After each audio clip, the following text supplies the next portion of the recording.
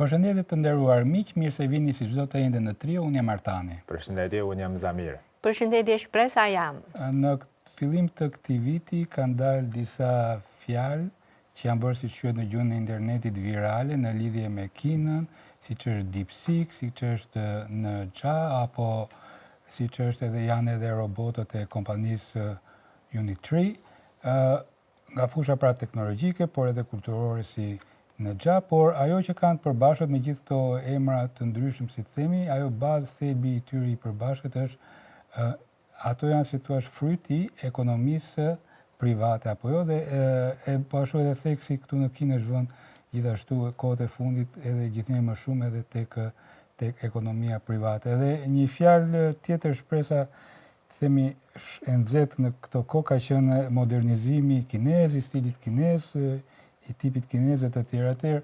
Cili është, si thua, roli i ekonomisë private në modernizimin kinez?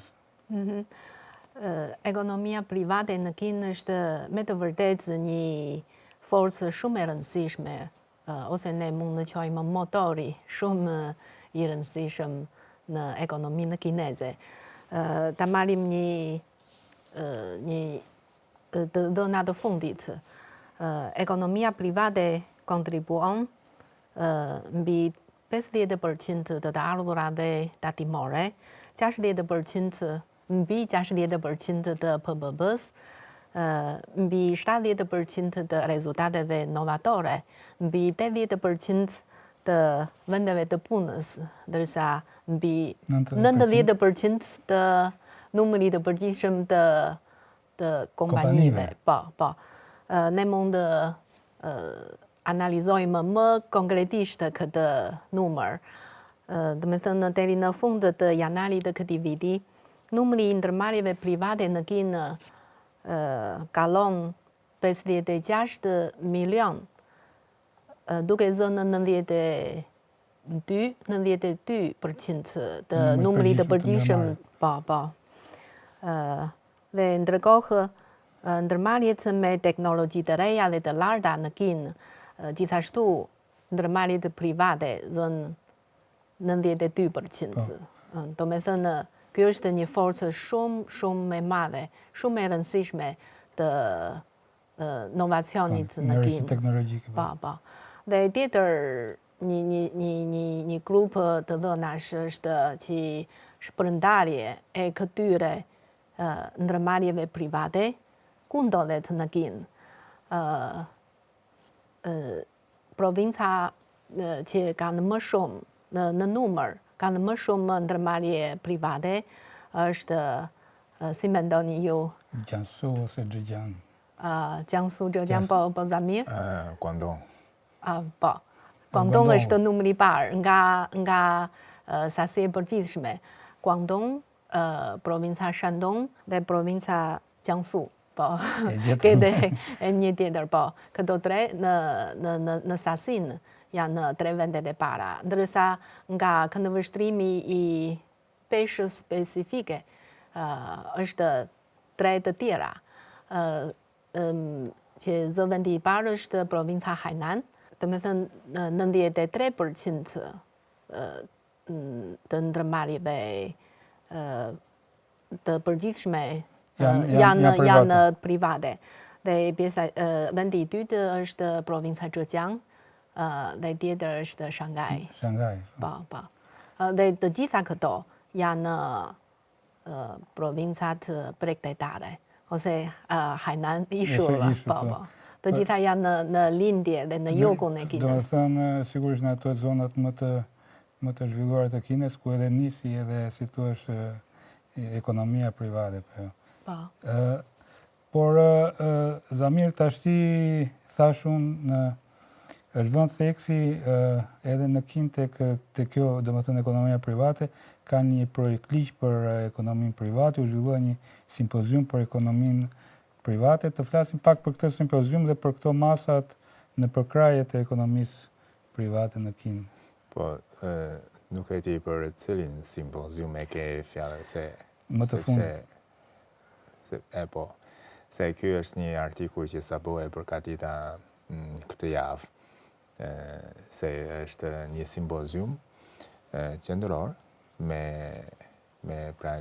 praninë e udhëheqësit të shtetit, edhe një tjetër simpozium që zhvillohet në fund, se ky ishte simpozium në mes të shkurtit, dhe pas këtij simpoziumi u zhvillua një tjetër simpozium që është me detyre të shumë të posaçme, me mbështetje financiare në fund të shkurtit, tamam në fund në prag të dy sesioneve të këtij viti.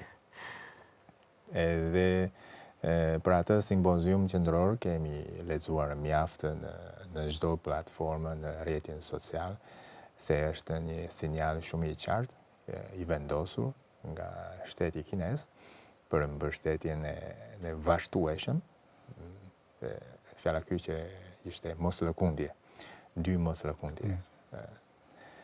Ishte vullneti shumë i qartë, dhe ky simpozium pas simpoziumit qendror, ne quajmë simpoziumi financiar, se është organizuar bashkërisht nga 5 sektorët ose organet, institucionet financiare, banka qendrore, administrata e sigurisht shtetërore e shqyrtimit financiar, shoqata bankineze e komerciale, tregtare dhe industriale, edhe sigurisht një tjetër administrata e tregtare. Edhe këmbimit valutor. Edhe të këmbimit valutor. Këto 5 janë quajtur si 5 gigant në internet, 5 gigant financiar.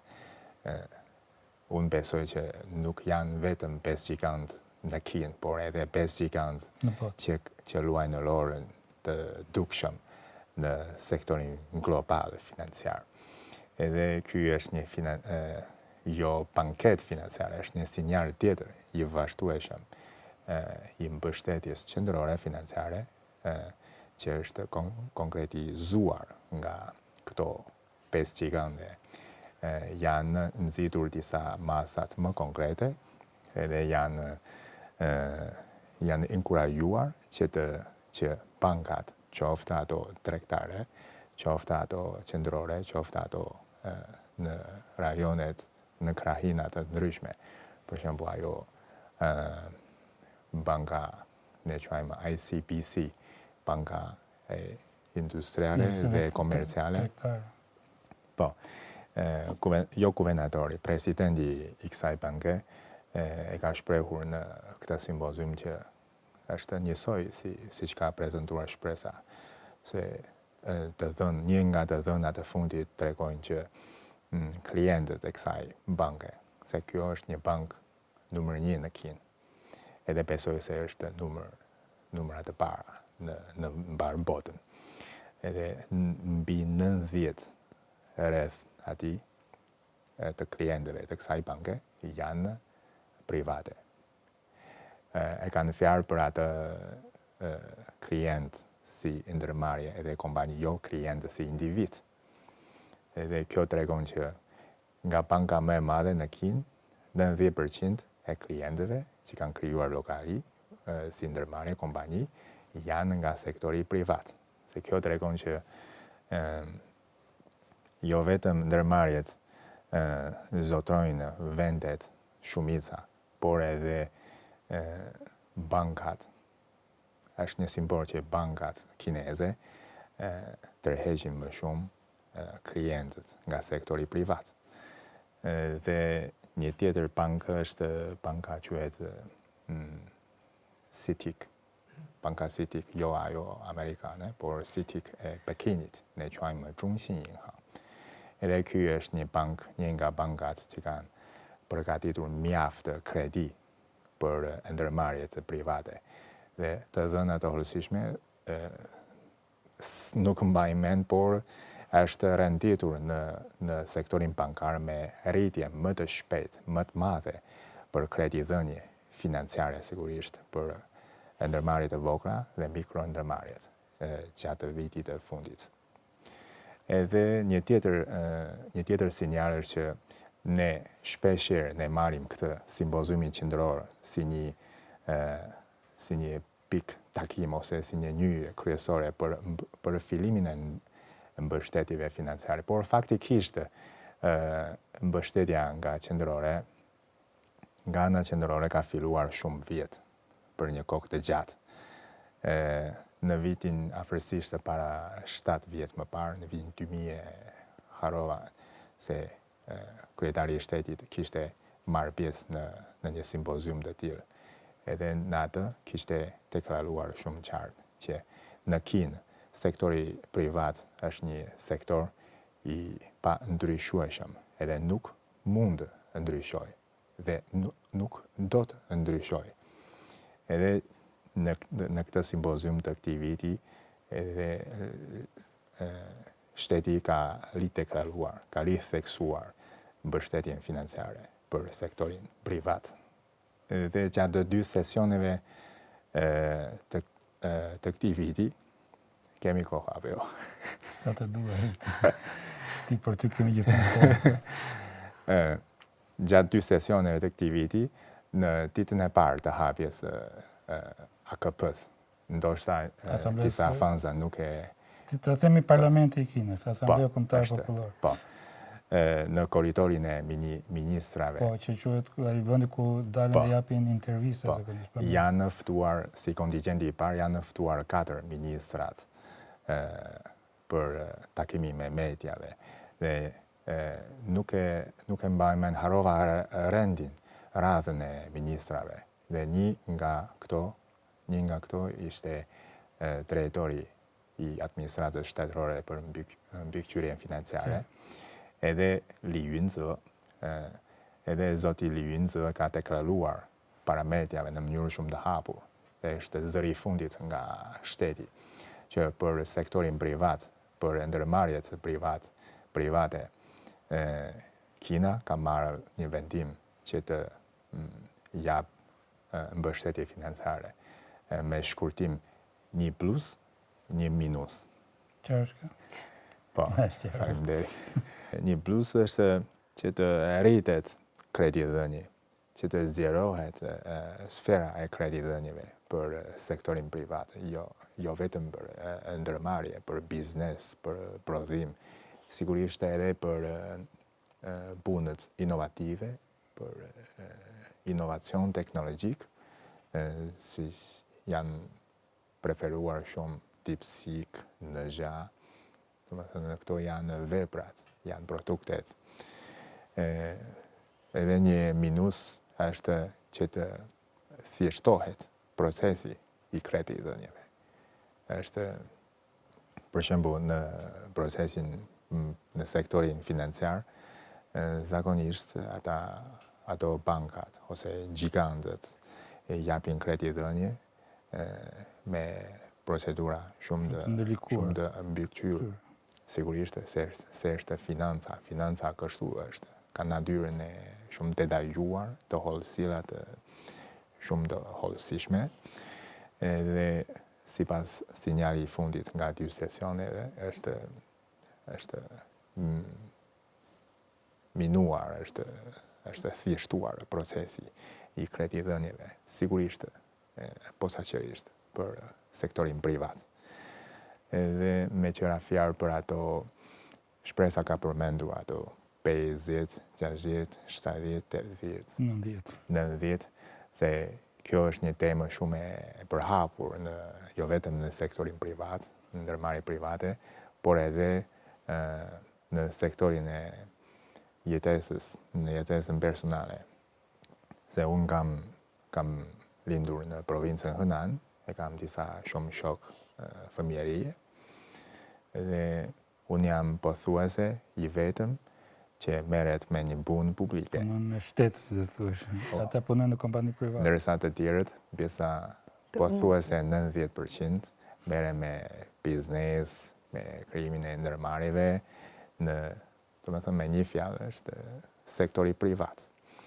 Dhe kjo tregon që unë jam mbrezi i viteve 80 i shekullit të kaluar, se ky është një mbrezi shumë i fuqishëm për hapjen e Kinës, për zhvillimin e ekonomisë private të Kinës. Prezi im ka ofruar 90% të krahëve të punës në këtë nga ana ime personale, domethënë. Kjo është një statistika personale.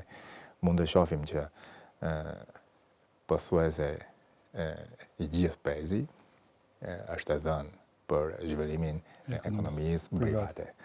Edhe kjo përshtatet tamam me thirrja nga lart, nga shteti kinez, që zhvillimi i ekonomisë private është një zhvillim i palëkundur. Edhe nuk mund të ndryshojë kjo prirje, edhe nuk do të ndryshojë. Pasqyrë shumë e osishme e Zamirit, për megjithëse punon në shtet, na paraqiti shumë mirë ekonominë private, tash ta paraqes unë pak ekonominë private në Shqipëri, megjithëse punoj, gjithmonë kam punuar në shtet edhe unë, po domethënë Shqipëri në Kinë mbasi filloi tha Zamiri nga vitet 80, në Shqipëri filloi nga në fillim të viteve 90, domethënë sipërmarrja private, po ka qenë vërtet shtyllës, ashtu si në Kinë edhe në Shqipëri, pjesa më e madhe e prodhimit brendshëm brut, rreth 75%, apo e punësimit mbi 80%, domethënë bëhet nga kompanitë private, sidomos ndërmarrjet e mesme të vogla, edhe kontributi edhe në këto në tatime, domethënë siç e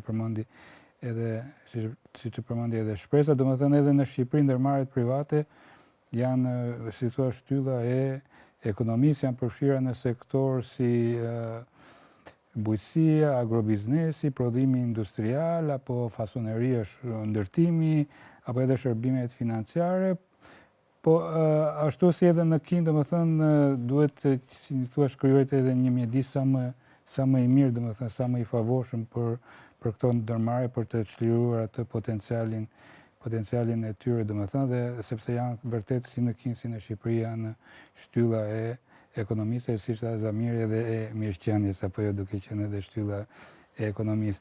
Po Shpresa të kthehemi prap këtu në Kinë, se për atë pyetjen kush janë ato më të provincat që mendova se ishte Xhejiangu, sepse Xhejiangu është provinca ku kryeqendra është Hangzhou, që është, si thua, vërtet qendra e teknologjisë së lartë, apo jo, me Alibaba apo me DeepSeek-un që thamë së fundi, që ka prodhuar këtë modelin e inteligjencës artificiale. Çfarë mund të themi për ndonjë përvojë nga Hangzhou, nga ky qytet? Po, Hangzhou me të vërtetë këto vite është një fokusi i ekonomisë kineze. Qoftë në anë të biznesit elektronik, qoftë tash në inteligjencën artificiale. Po,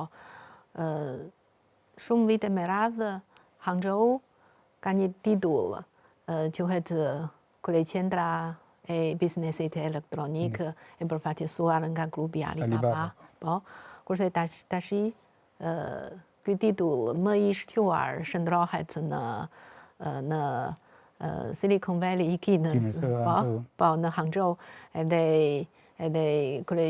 qyteti i inteligjencës artificiale. Në fillim të programit tani përmendi shumë firma shumë të njohura kohët e fundit.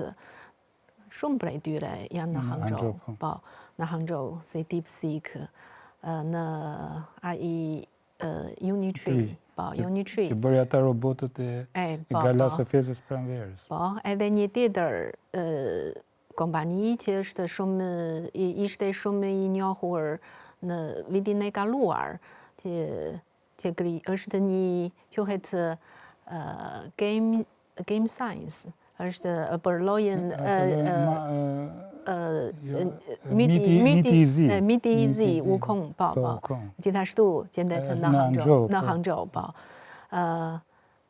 Edhe mund të marrim si shembull ata të ftuarit nga kompanitë private që morën pjesë simpoziumi më i lartë për ekonominë private, përfaqësuesit e sipërmarrësve privat janë nga Alibaba, nga DeepSeek, nga Unitree, të gjithë këto janë nga Hangzhou.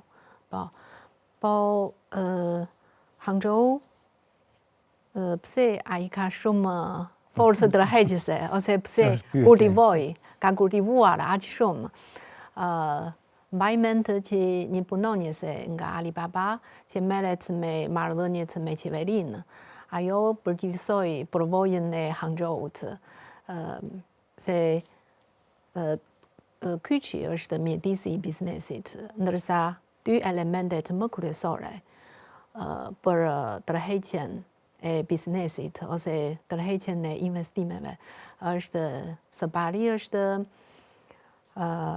metoda e tërheqjes biznesit, metoda. Tjetër është drejtimi i zhvillimit të qeverisë, drejtim i zhvillimit të një qyteti.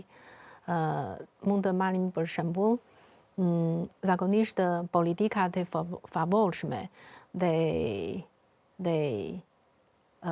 fondet të mjaftueshme janë shumë të rëndësishme. Për shembull në sektorët e ndryshëm mund të gjenden fonde të lloj-llojshme në Hangzhou. Në vitin që nga viti 2015, do me thënë 10 vjetë më parë, Hangzhou publikoi një plan për tërheqjen e biznesit. Quhet parajsa e inovacionit dhe sipërmarrjes. Do me thënë një plan për të tërhequr ose për të inkurajuar ndërmarrjet veçanërisht të vogla dhe të mesme që janë private.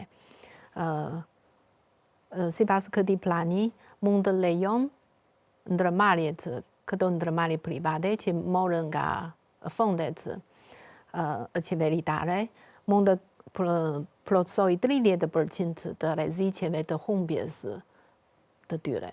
Do me thënë, ata marrin këto fonde dhe mund të lejon 30% të fondeve nuk kthehen. Po. Një rreziqe 1/3 të këtyre fondeve mund të bën të si humbje. Mund të rimbursohen, si thua, dhe të jepen përsëri nëse kanë humbur. Po, do me thënë qeveria mund të marrë përsipër këto rreziqe në vend të sipërmarrësve privat. Dhe tjetër që është sipërmarrësit mund të gëzojnë shumë subvencione të lloj-llojshme në kërkim të shkencor, në jetesë, në panim, lloj-llojshme. Kështu ata s'kanë shqetësime për një jetë në Hangzhou, një mjedis shumë të lirshëm. Dhe për punën dhe për jetën është shumë e përshtatshme mjedisi. Po. Dhe plus një panoramë shumë të bukur atje. Po, se më ashtu shpresa me që quhet e parajsa. Parajsa, po. Dikur është quajtur bashkë me Suzhou parajsa në tokë, do të thonë parajsa në përgjithësi, ndërsa tash është bërë parajsa jo vetëm për turistët, por edhe për biznesin, për teknologjinë, për sipërmarrjen private. Po. Dhe prandaj Hangzhou këto vite, Hangzhou ka tërhequr shumë talente nga mbarkina, jo vetëm nga mbarkina, por edhe nga mbarpoda. Të marrin, kemi një shembull. Në Hangzhou tashi ka një titull, një koncept, quhet 6 dragoj në Hangzhou, që janë 6 kompani më të shquara të inteligjencës artificiale. Dhe krahas DeepSeek, Unitree, ka edhe një quhet Brainco, që është një kompani që merret me ndërveprime midis trurit dhe kompjuterit. Po, në fillim kjo kompani ka seli në SBA, në Boston, që ishte në vitin 2016, të me thënë 9 vjetë më parë, si përgjegjësi i kësaj kompanie mori një lajm që punonjësit e qeverisë të distriktit Yuzhang, pranë qytetit Hangzhou, punonjësit do të vizitonte këtë kompani me selin në Boston. Ata u habitën shumë, sepse një vizitë me një udhëtim një 10.000 kilometra të larg nga Hangzhou deri në Boston, posaçërisht për të vizituar këtë kompani. Ata u habitën shumë, sepse atë kohë koncepti i ndërveprimeve midis trurit dhe kompjuterit është shumë i ri, nuk është shumë i njohur. Megjithatë, një qeveri, një administratë e një distrikti në Hangzhou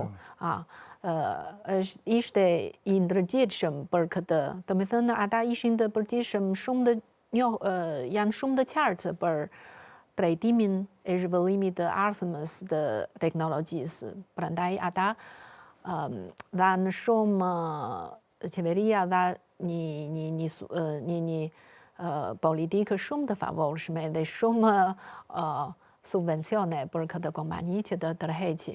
Dhe pas një bisedë, vetëm 4 orë, përgjegjësi i kompanisë mori një vendim që të kthehet në Kinë, kthehet në Hangzhou. Po, është një proces shumë të thjeshtë. Prandaj ky është sipas ashtu si që tha Zamiri, minus është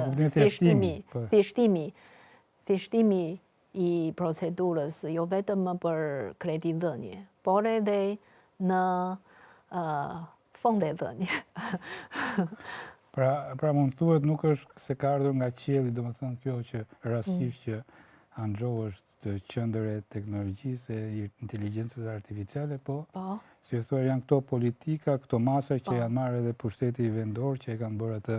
Po, këto politikë, këto masa nuk u morë që nga sot, por para 10 vjetë.